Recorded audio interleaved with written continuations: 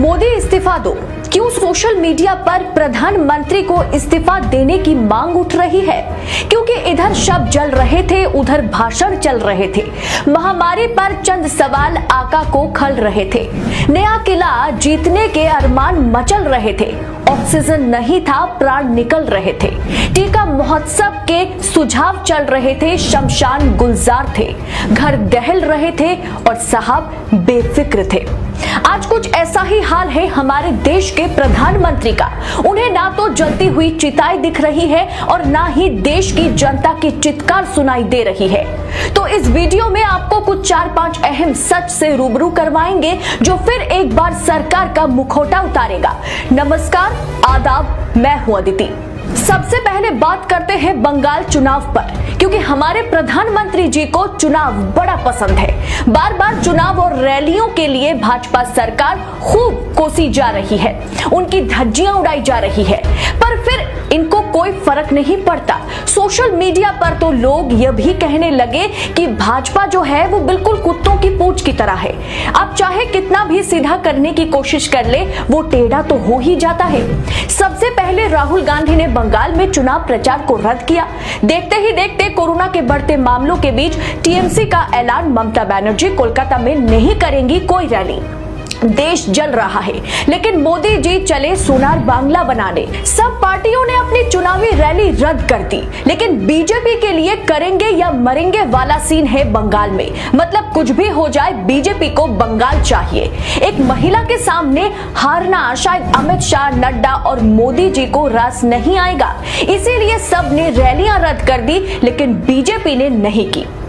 मोदी, अमित शाह और JP Nadda rally करेंगे, हाँ, बस भीड़ थोड़ी कम होगी। बंगाल में अब 500 लोगों की ही रैलियां करेगी बीजेपी। पीएम नरेंद्र मोदी पर भी नियम लागू। कोरोना क्या 500 लोगों के बीच फैलेगा? नहीं हो सकता है कि इस बार कोरोना का जो स्ट्रेन आया है वो 500 से अधिक लोगों के बीच ही केवल फैलता है। मतलब चुनाव के अलावा भाजपा को कुछ और दिखाई देता ही नहीं। क्या इसके चलते मोदी जी इस्तीफा दो मांग जायज नहीं है? अब आप ये तस्वीर देखिए, आज सरकार ने फिर एक बार सबको उसी जगह पर लाकर खड़ा कर दिया जिस सफर के बारे में हम सोचने से भी डरते थे, मजदूरों का पलायन। 2020 में वो मंजर भी भयानक था, जहां 1200-1500 किलोमीटर लोग पैदल चले थे। कितने मजदूरों ने अपने सफर में ही जान गंवा दी थी, और अब फिर से मोदी जी ने सबको उसी जगह पर लाकर खड़ा कर दिया। तो क्या मोदी इस्तीफा दो मांग जायज नहीं है? अब जलती हुई चीताओं पर बात करते हैं। 21 दिनों में कोरोना खत्म करने वाले हमारे मोदी जी ने देशवासियों को एक अलग ही मंजर दिखाया। 2021 में दिया मोमबत्ती की जगह सीधा जलती हुई चिताएं देखने को मिल रही है। तो वहीं लखनऊ का हाल कुछ ऐसा है। शमशान पहुंचे 130 शव तो कम पड़ गई लकड़ियां, बाहर से खरीद कर लाए। पहले नगर निगम ने 40 किलो लकड़ी की कीमत 2500 रुपए तय कर रखी थी, तो अब वही लकड़ी 7000 रुपए में बिक रहा है। यानी उत्तर प्रदेश में लकड़ी की कीमत भी 3 गुना बढ़ गई है।